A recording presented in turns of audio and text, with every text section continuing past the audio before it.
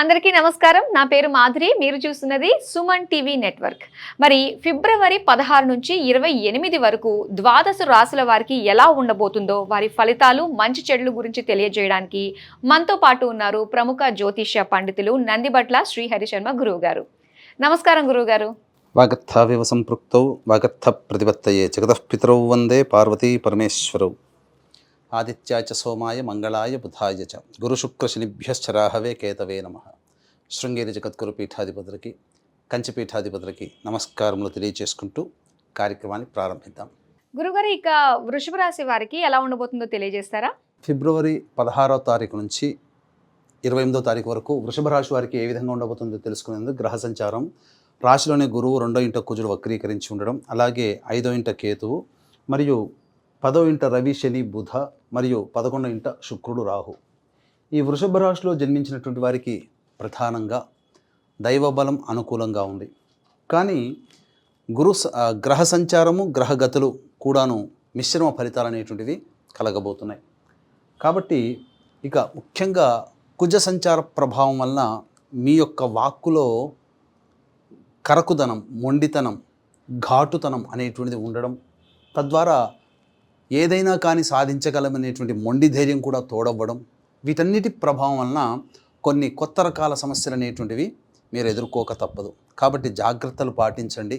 ముఖ్యంగా సంఘంలో కానీ కుటుంబ సభ్యులతో కానీ వ్యవహరించేటప్పుడు ఆచితూచి స్పందించండి. ఎక్కువగా వాగ్వివాదాల జోలికి కానీ, కోపానికి కానీ, టెంపర్మెంట్కి కానీ వెళ్లకుండా సాధ్యమైనంత వరకు కూల్ మెంటాలిటీతో కనుక ఉన్నట్లయితే ఈ యొక్క వృషభ రాశిలో జన్మించినటువంటి వారికి అన్నీ కూడాను సానుకూలంగా ఉండబోతున్నాయి. ముఖ్యంగా ఉద్యోగార్థులు ఎవరైతే ఉన్నారో ఆ ఉద్యోగార్థులకి ఉద్యోగము లభించి తీరే అవకాశం ఉంటుంది. ముఖ్యంగా ప్రమోషన్స్ కోసం ఎదురు చూసేటువంటి ఉద్యోగార్థులు ఎవరైతే ఉంటారో వాళ్ళకి బదిలీలతో కూడుకున్నటువంటిది కానీ, లేదా కోరుకున్నటువంటి స్థితికి సంబంధించినటువంటి అనగా ప్రమోషన్స్ కూడా జరిగేటువంటి అవకాశం ఉంటుంది. లేదా వేరే ఉద్యోగానికి ప్రయత్నం చేస్తున్నట్లయితే ఆ ఉద్యోగంలో మీకు అనుకూలంగా ఉండే అవకాశాలు గోచరమవుతున్నాయి.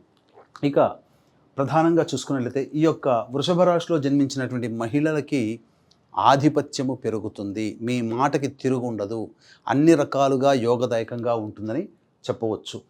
అయితే ప్రధానంగా మీకు ఎక్కువగా ఆలోచనలు అనేటువంటి ఎక్కువగా ఉంటుంటాయి. కాబట్టి కార్యాచరణ అనగా ఇంప్లిమెంటేషన్కి మాత్రము తక్కువగా చొరవ చూపిస్తారు. తద్వారా ఏమవుతుంది, అన్ని ప్లాన్స్ అన్ని ఆలోచనలకే పరిమితం అవుతాయి తప్ప మీకు ముందుకు సాగడానికి అవకాశాలు తక్కువగా ఉంటాయి. కాబట్టి మొండి ధైర్యముతో మీరు గనక ముందుకు సాగినట్లయితే, అనగా ఏ పని అనుకుంటారో ఆ పనిని మీరు గనక ముందుకు తీసుకెళ్ళగలిగితే అన్నింట విజయం మీదని చెప్పవచ్చు.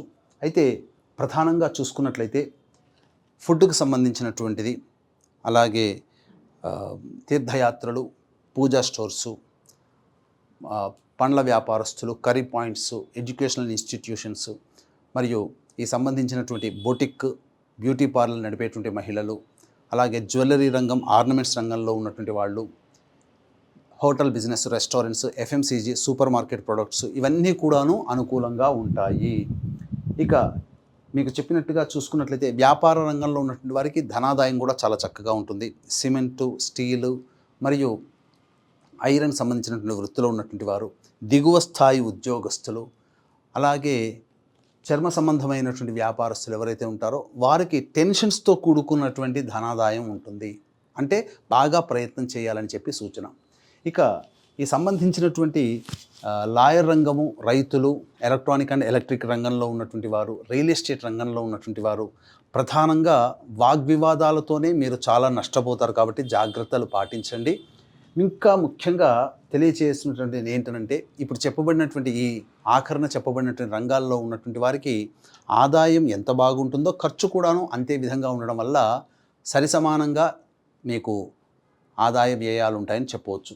అయితే ఏ రోజుల్లో మనకు ముఖ్యంగా గమనిస్తున్నటువంటి ప్రేక్షకులకి ఏ రోజుల్లో ఆదాయం ఎక్కువగా ఉంటుంది, ఖర్చులు ఎక్కువగా ఉంటాయి, మానసిక ప్రశాంతత ఎప్పుడు ఏ విధంగా ఉంటుందనేటువంటి విషయాన్ని గురించి క్లుప్తంగా తెలియజేసుకునేటువంటి ప్రయత్నం చేద్దాం. వీక్షించేటువంటి ప్రేక్షకులకి గమనిక, ఈ నెల 26వ తారీఖు రోజున మహాశివరాత్రి సందర్భంగా మహామహిమాన్వితమైనటువంటి కాశీక్షేత్రంలో జాతకరీత్యా కలుగు విద్య, వివాహ, ఉద్యోగ, దాంపత్య, సంతాన, అనారోగ్య సమస్యల నివారణకి, అలాగే గత జన్మ కర్మదోషాలు ఉండడం వల్ల ఈ జన్మల్లో సమస్యలు ఉంటాయి కాబట్టి తిల హోమాలు మరియు ఈ 2025వ సంవత్సరం 12 రాశుల వారికి శని ప్రభావం అధికంగా ఉంటుంది కావున శనిదోష నివారణ హోమాలు అనేటువంటివి పర్ హెడ్ 2100 రూపాయలకి చేయించడం జరుగుతుంది. మీ యొక్క సంకల్పం వచ్చే సంవత్సరం శివరాత్రి కల్లా నెరవేరుతుందని చెప్పవచ్చు.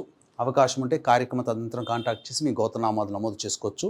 ఇక 16, 17 తారీఖుల్లో కనుక చూసుకున్నట్లయితే ప్రశాంతత లేని జీవితాన్ని గడపాల్సినటువంటి పరిస్థితి, ముఖ్యంగా మీ ఆరోగ్యం పట్ల శ్రద్ధ వహించాల్సినటువంటి పరిస్థితిని చెప్పవచ్చు. బద్ధకం ఉంటుంది, అన్ని ఆలోచనలు ఉంటాయి తప్ప ముందుకు సాగలేనటువంటి పరిస్థితి. ఇక 18, 19, 20వ తారీఖులో కనుక చూసుకున్నట్లయితే అన్ని విధాలుగా అనుకూలంగా ఉండేటువంటి సమయము. ఎప్పటి నుంచో ఎదురు చూస్తున్నటువంటి అవకాశాలు మీ యొక్క తలుపు తట్టే అవకాశాలు ఎక్కువగా ఉంటాయి. ముఖ్యంగా ధనాదాయం బాగుంటుంది, రాని బాకీలు వసూలు అవుతాయి, మీ అవసరాలకి ఖర్చులకి తగినంతగా డబ్బులు సమకూరడం, ఆనందంగా జీవిస్తారని చెప్పవచ్చు.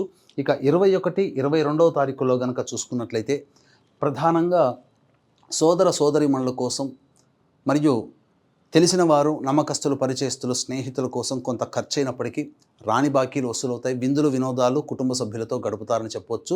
మీకు ఉన్నటువంటి సమస్యలకి మాట సహాయం కానీ చేత సహాయం కానీ తెలిసిన వారి ద్వారా రావడం వల్ల మీకున్నటువంటి సమస్యల్ని పరిష్కరించుకుంటారని చెప్పవచ్చు. ఇక 23, 24వ తారీఖుల్లో కనుక చూసుకున్నట్లయితే ప్రధానముగా మీ యొక్క జాతకరీత్యా ముఖ్యంగా విద్యార్థులైతే విదేశీ విద్యకు సంబంధించినటువంటి ఆందోళన లేదా మానసికమైనటువంటి సంఘర్షణ, ఈ 23, 24 తారీఖుల్లో వృషభ రాశిలో జన్మించినటువంటి వారికి మానసిక ప్రశాంతత ఉండదు. ఏదో ఒక జిగ్జాగ్ వ్యవస్థలాగా ఉంటుంది.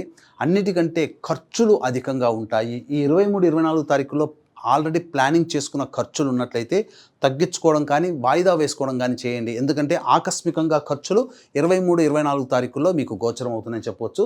జాగ్రత్తలు పాటించండి. ఇక 25, 26వ తారీఖుల్లో కనుక చూసుకున్నట్లయితే ప్రధానంగా సంతానంతో విభేదాలు, సంతానం మూలకంగా ఖర్చులు, అలాగే నైరాశ్యము, అలాగే సంతానం వలన చిక్కులు సమస్యలు పెరుగుతాయి. ఈ విధంగా ఉండడం వలన ఈ యొక్క 25, 26 తారీఖుల్లో ఆనందదాయకంగా ఉండదని చెప్పవచ్చు. ఏది ఏమైనా కూడా ఆస్తి కోసం కుటుంబ సభ్యులతో వాగ్వివాదాలు చేయాల్సినటువంటి పరిస్థితి వస్తుంది. ఇక 27, 28వ తారీఖులో కనుక చూసుకున్నట్లయితే ప్రధానంగా ఉద్యోగంలో మీకు అభివృద్ధి ఉంటుంది, కానీ తోటి ఉద్యోగస్తులు కానీ ఉన్నతాధికారుల యొక్క సహాయ సహకారాలు లేకపోవడం, తద్వారా కొంత మానసికమైనటువంటి భంగపాటు, ఇబ్బందులతో కూడుకొని నెట్టుకొస్తారు. ఏది ఏమైనా 27, 28 కూడాను అనుకూలంగా ఉండేటువంటిది. అయితే ఒక విషయంలో అనగా ధనపరమైనటువంటి సంబంధమైనటువంటి విషయంలో మాత్రం అనుకూలంగా ఉంటుంది. నిరుద్యోగస్తులకి మంచి చక్కటి శుభవార్త 27, 28వ తారీఖుల్లో పొందుతారని చెప్పవచ్చు. తర్వాత చెప్పొచ్చేది ఏమిటంటే 23, 24 మరియు 25, 26 తారీఖుల్లో జాగ్రత్తలు పాటించండి.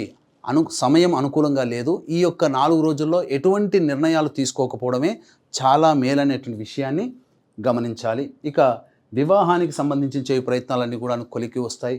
ముఖ్యంగా సంతానపరమైనటువంటి ఎదురు చూసేటువంటి వ్యక్తులు ఎవరైతే ఉంటారో మీకు వాయిదా వేసుకోవడం చాలా మేలని గమనించాలి. ఎందుకంటే కొంత మీరు ఇబ్బంది పడే అవకాశాలు గోచరమవుతున్నాయి. ఇక విదేశీ విద్య, విదేశీయానానికి సంబంధించిన ప్రయత్నాలన్నీ కూడాను కొలిక్కి వస్తాయి. మంచి వార్త వింటారని చెప్పవచ్చు. గురుగారు, మరి వృషభ రాశి వారు చేసుకోవాల్సిన పరిహారాలు ఏంటో తెలియజేస్తారా? ఈ వృషభ రాశిలో జన్మించినటువంటి వారు సర్వదేవ కృత లక్ష్మీ స్తోత్ర పారాయణము మరియు దత్త అష్టకము రోజుకి 3 సార్లు పఠించడం ద్వారా మంచి ఫలితాలు పొందుతారని చెప్పవచ్చు. ఇప్పుడు చెప్పినటువంటి సమస్యల కంటే ఇంకా విభిన్నంగా మీ యొక్క జీవితం ఉంది అని అంటే మీ యొక్క జన్మజాతకంలో నడుస్తున్నటువంటి గ్రహ దశాంతర దశల యొక్క ప్రభావాలు. కావున దగ్గరలోని మంచి ఉపాసనాపరులైనటువంటి జ్యోతిషుల్ని సంప్రదించి వారి సలహాలు, సూచనలు పాటించినట్లయితే మరింత మెరుగైనటువంటి జీవితాన్ని పొందుతారని తెలియజేయవచ్చు. వృషభ రాశి వారి ఫలితాలు, అలాగే వారు చేసుకోవాల్సిన పరిష్కార మార్గాల గురించి మాకు తెలియజేసినందుకు ధన్యవాదాలండి.